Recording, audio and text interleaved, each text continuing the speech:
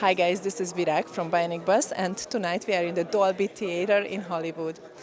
This is the opening night of the Paleyfest, and it's going to be a fantastic evening because we are looking forward to see Jennifer Aniston and Reese Witherspoon. This is a show that is really brings up a lot of topics of bullying and a lot of shady things in the workplaces. Like your character had to lie about COVID once. That's right. What do you think? What is your character's message for us? So all about these topics. Yeah, that's a good question. I think that what's most important to Chip is the news. And I think having integrity in the news and truth in the news is very important to him. I think he's willing to sacrifice his own personal happiness. I think he's willing to sacrifice his love life, his social life, everything gets subordinated to that. The problem is, it's not 1950 anymore, and you can't just be a good newspaper man and get it done.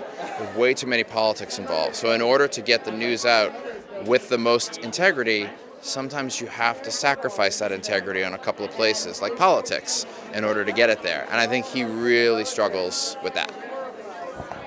What is your personal opinion about the fake news? Because you are working on a show that is all about news, and we have, in the world we have so many fake news. It's really difficult to protect ourselves. Yeah, fake news is tough, and it's going to get tougher because AI is going to get better, and we're going to have a real hard time discerning whether this presidential candidate actually said that thing we thought we saw him say in a news message. But I think like anything else, we'll get smarter, we'll get better at it, and it won't be as insurmountable. But I think we got a tough couple of years ahead of us while we get through this curve. So I'm just thinking on your romance, your character's romance with Alex. So what we will see in this season, in the fourth season, how will it go? I don't know what's going to happen in the fourth season. I actually was texting with Charlotte, our head writer, and she didn't tell me anything. So I think we're going to have to wait and see. But I love Alex and Chip's relationship. I love how codependent they are, how obsessed he is with her. In some ways, she with him. And I get so excited every time I get a script to see what's going to happen next. What's going on behind the scene? How is your connection with Jennifer? When we first met in the first season, I think that the Chip and Alex relationship wasn't supposed to be as big as it ended up being. But we really get along, and we really like each other, and we really have good chemistry together as actors. And I was very surprised at what a beautiful, open person she is, because she's a big international movie star, and she could be Maybe with you, maybe we'll see if we catch her on the red carpet. Maybe that's it. I don't know, but I see her like that with other people. She's a great boss and a great leader, and just a very special person. Yeah. And one more question. You're also playing in a band. It's Volcano. I'm still excited, right? Not anymore, but I used to, yes. I made a couple of indie rock records, yes, in my youth, yes. So the music is still in your life? It is in my life as a hobby now. One unstable artistic career at a time is my theory. So I play a lot with my kids now. Thank you so much for stopping. Yes. Nice to meet you. First of all, I just realized that the show's title in Indonesia and in Australia, it's Morning War. Yes. Could you comment it, please, as a producer? Why is it called The Morning Wars there? I am not sure off the top of my head. I believe it's because there's, I think, a morning show in Australia. So I think there was actually a real morning show with that title, and thus we had to call it Morning Wars. What makes sense? Yeah, we like to confuse events, and we like to have some overlap between reality and fiction in our show, but that apparently would have been too confusing for the public. The show is very popular also in Europe, and I just want to know if there are differences between countries. So how can we understand the story in Europe, and is it different? Well, I'm American, so you're probably better qualified to assess, what's it like for kind of powerful, passionate women in media in Europe versus here. But yeah, if you're in the free press and in the West, we're proud and we always hope the show would resonate not just in the United States but worldwide.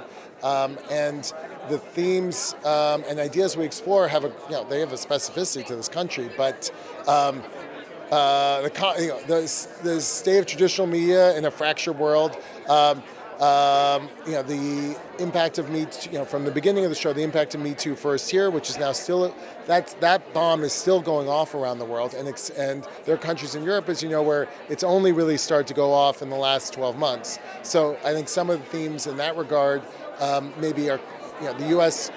is sometimes ahead of the world on issues and then sometimes way behind. And I think that's the exciting thing about the show, and we hope resonates with around the world too. And obviously we have this incredible cast that have meaning and resonance everywhere too. But yeah, the state of the media. What does it mean to represent your ideals, your truth, but also be ambitious, be petty, and in an environment where you're meant to convey a version of the truth.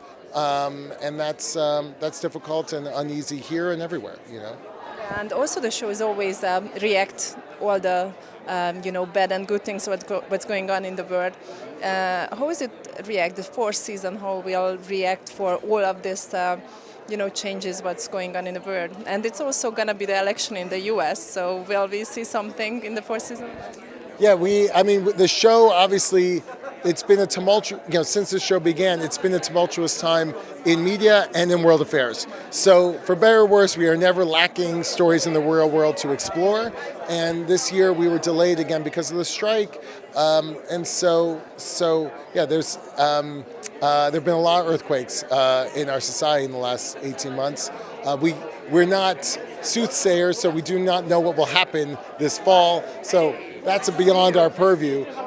But yeah, it's been a meaty time, and we're looking forward to seeing. I think we're excited about the stories we have in mind for next season. We think the public will be too.